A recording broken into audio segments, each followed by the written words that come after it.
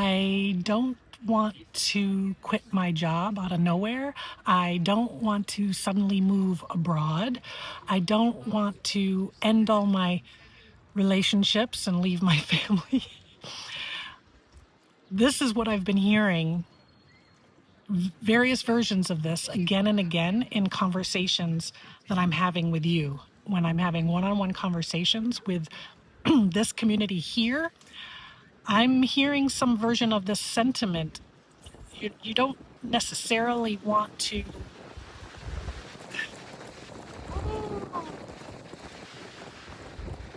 Ah, see? Wind agrees. We don't necessarily want to blow it all up. What I'm hearing from you is you just don't want to feel this way anymore. You just feel done. You feel exhausted. You feel burnt. You want to figure out a way to live your life fully, joyfully, and not have to wait 10, 15 years until retirement. My name is Amy Palmer. I am your Gen X big sister. I talk about all things pre-retirement here on this channel. As a reminder, pre-retirement is that 10 to 15 years-ish before you are ready to retire. If you don't like the way you've been going and you don't want to get off that hamster wheel, it's all about redesigning your pre-retirement and figuring out what your life can look like now. And as I just shared, this has been a common sentiment in my one-on-one conversations and private sessions that I've been having with you. And one of the things that has come up again and again is when we are having that day, first, talking about how to minimize the burnout, minimize the stress in your day in the short term, forget about long term, but even in the short term, minimizing it. And then beyond that, when you do have one of those days, when you are particularly stressed, when you are particularly fried, when you're feeling overwhelmed and you're just sort of on autopilot, but not in a good way, what can you do to refresh yourself and reset? I find it interesting that when we're driving our car, like when I drive my car, when it gets down to the last bit of gas, the gas indicator thing kind of blinks to show that there's just like one bar left before it's empty. So it gives me like that little warning. And then beyond that, when it gets like empty, it's full on ding, ding. There's like a blinking light that then so there's like an additional alert the closer it gets to being empty. And most of us don't wait for that red alert to go fill up our tank, right? And to get more gas. Aside from the prices right now, we're not even going to talk about that. But we don't wait for that blinking red light to happen. And why is that? Because we fear what will happen if we ignore that red light and we're completely out of gas. Maybe not fear, but dread, worry about, concerned about, whatever.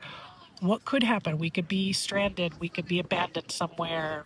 Who knows where it would happen or when it would happen, and other things might be at stake as a result of it. And so we pull over and we fill up our tank before it gets to that red alert stage, right? Same thing with our darn cell phones. I'm recording this on my cell phone right now. We get we have like that indicator of the battery going down. We don't let it get to zero. We usually don't let it get to zero, at least by choice. Before we stop using it. We have to stop. We have to plug it in or use whatever we use to go recharge it, fill it back up again. Because we know how it's felt when we've been caught on a zero battery, unprepared. How that has made us feel.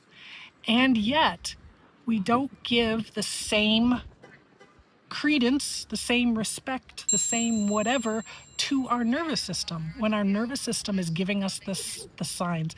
This is another pattern that I've been seeing in the women that I've been talking about. And I can relate because it happened to me too. Every woman that I've been speaking with their body has given them some sort of clue that they have to make a change and they need to figure out a different way to live this life right now, or it's going to become a critical health situation, right? So we we ignore the signs, we trudge forward.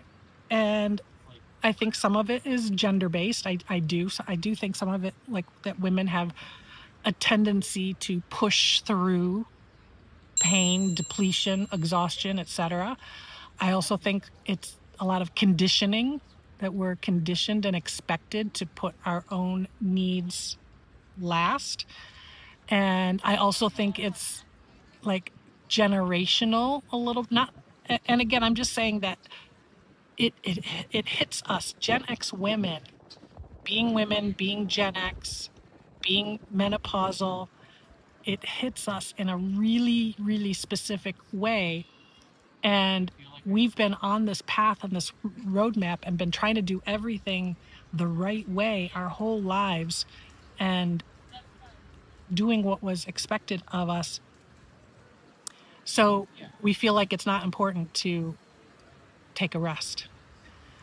And with the women that I've been talking to this week, we've talked about, okay, so let's say you have one of those days. You have a really burnt out day. No matter like what you do, you feel at the end of the day, you feel that warning light go on. It's on your dashboard.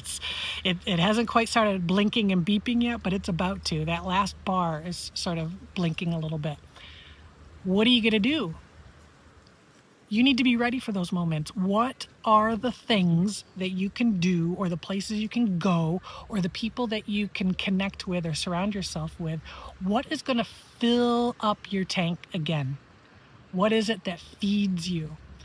That could be a certain person or people. That could be a place, an environment.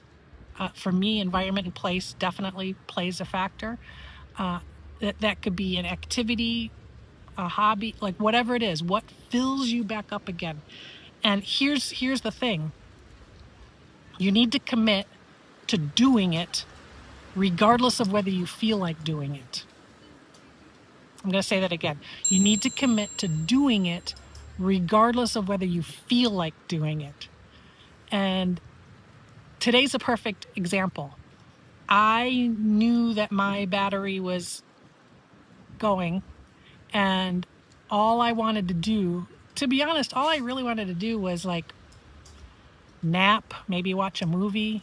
I was just feeling tired from the week, and I easily could have done that.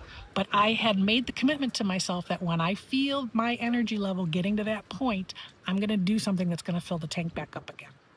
And so that's what I did. I came here. This is one of my places that fills me back up. And one of the activities that brings my energy back, going for a walk, looking at this beautiful lake, being out here with the breeze and the sunshine, and watching the dogs frolicking in the water, and the kids running around and laughing and screaming, a little bit of all of it. That all fills me up.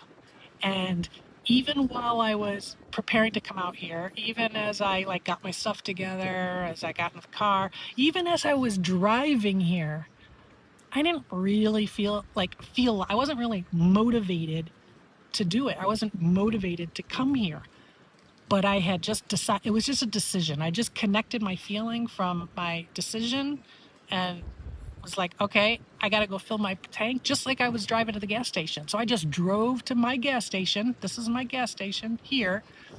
Drove to my gas station, and within 15, 20 minutes of walking around this beautiful lake, Green Lakes, New York, by the way, look it up. It's like, it holds like world records for one of the most beautiful water lakes. So anyway, 15, 20 minutes, and I felt the difference in my physical energy, and I definitely felt the difference in my emotional, spiritual energy.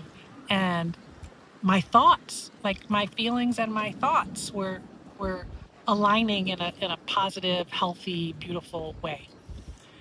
So here's my message to you. Think about it. What are some of the things that you want to have in your back pocket that you know when your tank is getting close to E that you are committed to doing to fill that tank back up again?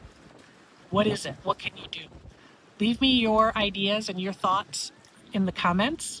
And if you want to dig into these types of conversations and exercises, more deeply, check out my on-demand experience, Permission to Pause, How to Design Your Pre-Retirement. You can access the video and the journal on demand, and it will help you get clarity not only on what do you need to do to restore your energy, but how do you want to design this next season of your life. So check it out at permissiontopause.today. Permission, the number 2, pause.today. Look forward to talking to you in the comments here. My name is Amy Palmer. I am your Gen X Big Sister signing out.